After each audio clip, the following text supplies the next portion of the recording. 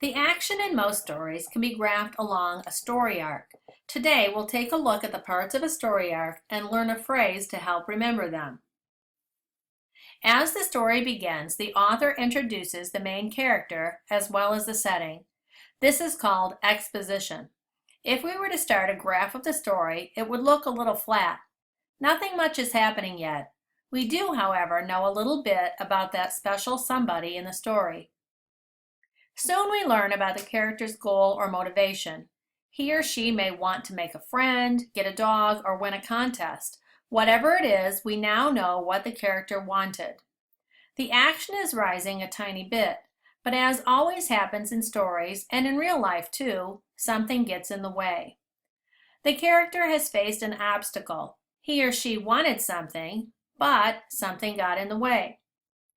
The action rises. In order to get what he or she wants, the character begins to take steps to reach the goal and overcome obstacles. If you follow the words above the boxes, you'll see somebody wanted but. This simple phrase helps us remember what we learned at the beginning of the story. The main character wanted something, but something got in the way. We'll add the word then above this box to tell what the character did then to meet the goal. Now we have somebody wanted but then. The action is really rising. So much is going on in the story. The character has a goal but experiences trouble along the way. He or she is struggling. Finally, at the most exciting point in the story, the problem is resolved. In many stories, the goal is met, but not in all cases. The steps that the character took in the then stage had a direct effect on the outcome. Therefore, we'll call this so. Now the author wraps up the story and the reader experiences a natural falling action. Let's review the parts of the story arc. At the beginning of the story, the author introduces the main characters and setting. The reader learns about the character's goal, but something gets in the way. The character then takes steps to overcome the obstacle.